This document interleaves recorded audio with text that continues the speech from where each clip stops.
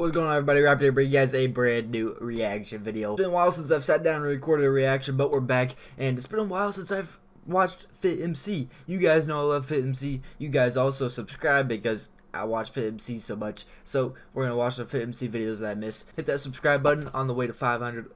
Anyways, let's get it. When it comes to griefing in Minecraft, how far is considered too far?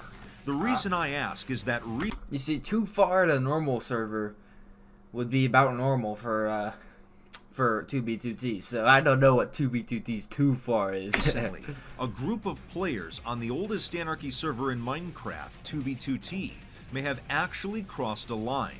They've started a massive campaign targeting innocent Minecraft servers, and they've been destroying them without warning. They've programmed a sophisticated bot to automatically search for open servers all over the world, allowing them to identify easy targets. They've created a private database listing more than...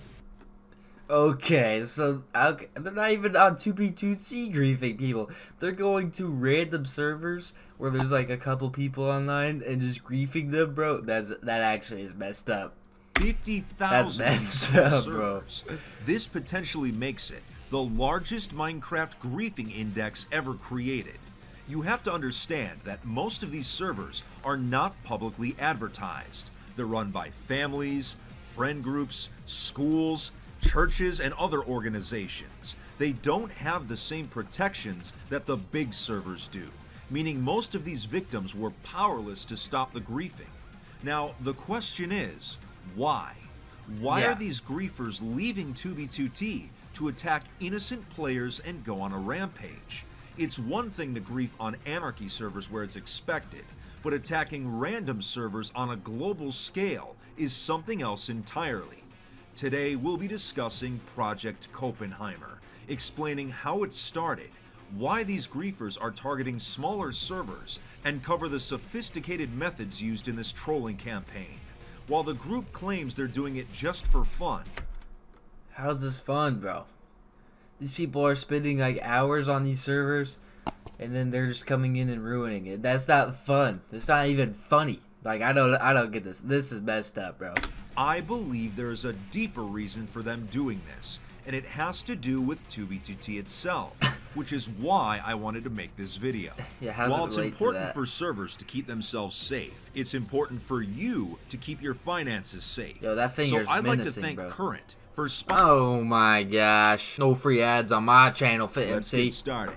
So how did this massive trolling campaign begin? Well, it all started with an organized griefing group named the Fifth Column, who's been active on 2B2T for quite some time now. They've destroyed numerous bases in the past half year. Many of their members would often test griefing exploits on random Minecraft servers. Eventually, griefing these random servers was more enjoyable to them than blowing up bases on 2B. Many of them had grown up watching Team Abolition on YouTube.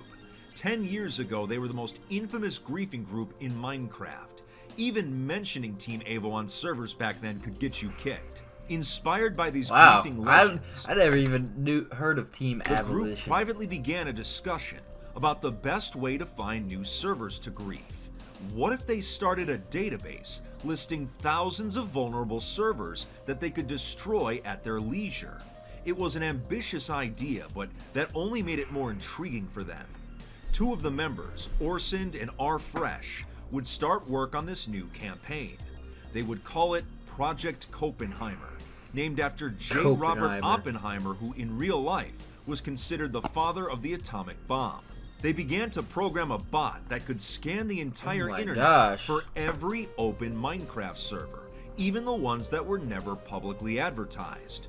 How they did it is rather interesting. You see, in the Java edition of Minecraft, when you add a server to your list, it pings it to see if it's online or not. If the server responds, it actually gives you a stack of data, such as if the server is modified in any way, if it's whitelisted, the UUIDs of anyone online, and other useful information. And the thing is, Minecraft servers by default do not record pings in the server logs, which means all of this information can be gathered anonymously on a massive scale. Using a single Minecraft... So, sometimes I wonder why these people spend this much time into doing this stuff, because I mean they're not making money from just getting all this information. And what makes them want to dig through all this stuff, bro? Some people got too much time on their hands. Account logged in. They would use a client to attempt to ping as many servers as possible. If a server was found, the account would attempt to log in for just 1 second. In that short time, they were able to see if the server was whitelisted, if it had anti-cheat plugins, and the account would also record basic NBT data, such as nearby signs. They streamlined the process so that the account could join and leave different Minecraft servers every second. They connected the bot to their Discord server to start indexing their targets, allowing easy access to the data. Within a few days, they had already recorded thousands of servers. Ones that were considered prime targets had to meet 3 specific criteria. They had no whitelist, no anti-cheat plugins, or if they did have them, they were not very strict, and the lack of a proper backup system, meaning that if the server was griefed, it would have to be fixed manually. The majority of smaller servers out there usually fall under these categories. While many of the servers the bot found were completely empty, there were some pretty big surprises. SMP servers from different countries such as Japan, private servers run by Twitch admins, family-friendly servers run by schools, and in one case, a church. Innocent. See, that's where it goes too far, when you're just griefing stuff from somebody's school or a church group, man. Like, you don't need to be doing that, bro. Servers that had no idea what was about to happen. The rest of the group members were impressed by how easily the bot had identified these targets. Needless to say, it didn't take long for the destruction to begin. They began hitting servers as fast and hard as possible. Using hack clients, they would attempt to cause as much damage as they could in a short amount of time. In a sadistic way, you could consider these attacks Minecraft griefing speedruns. In many cases, all that was needed was a flint and steel to cause chaos. Chests were raided, houses destroyed, works of art blown to smithereens. Anyone online at the same time as the griefers were powerless to stop them. After a few days of this, I mean, if the admin was online, you could just kick them. Optimizations were made to the Copenhagen bot, allowing them to index servers at a faster pace. Pretty soon, their database had grown to tens of thousands of servers, and the group became more ambitious in their targets. They began going after... Okay, but did this group ever end up, like, getting stopped? Because it seems like there's no way to stop them from doing this, unless Minecraft itself patches whatever, however they got all these servers data. Larger SMPs, some that had been around for years, and destroying them without warning. Remember, earlier I said the Copenhagen bot was recording sign data while it was briefly logged in. Well, the group put out a statement saying that if servers placed a sign at their spawn saying the 5th column owns this server, the bot would notify the group and the server would be spared. When griefers are literally pulling an Old Testament, you know things have really gone off the rails.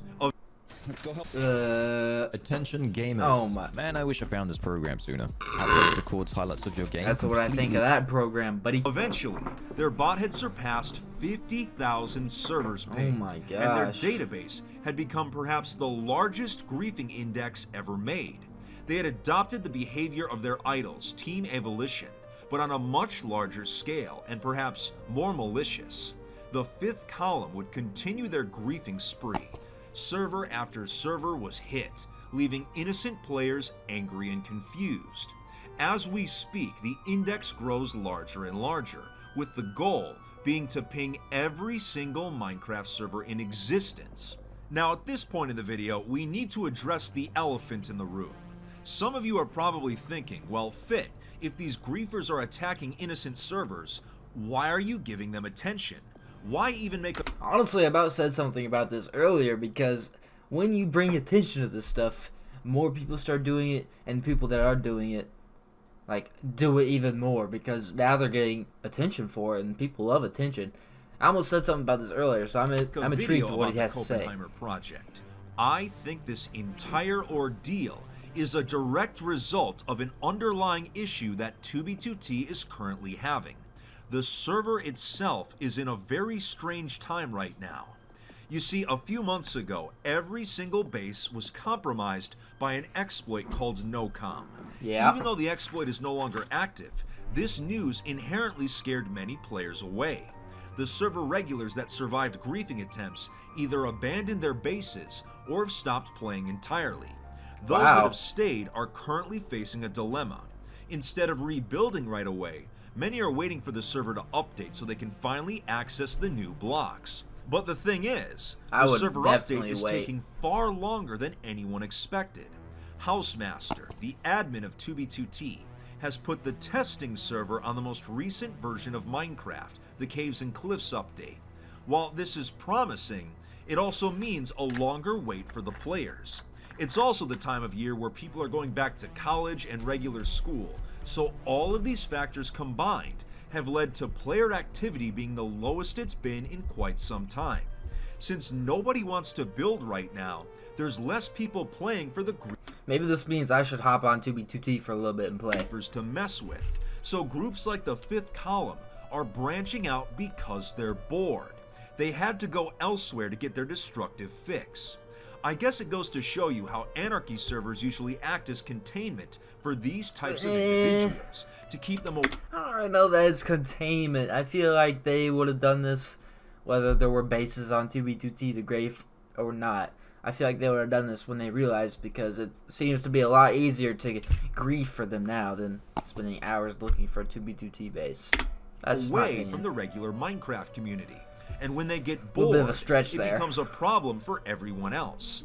While the Copenheimer project has been interesting to document, I do believe they crossed a line attacking innocent servers outside of the anarchy environment. 100%. That's my take on it, but what's your opinion? Let me know down in the comments. So they're still just griefing bases because he said that he never mentioned anything about them stopping? So they're just still griefing, bro. Heck, for all I know, the realm that I played my friends on. That was actually very interesting. I say this every fitmc video. He has very interesting videos. If you guys want to see more, drop a like, drop a sub. It's Reaper Rap, and I'm out. Peace.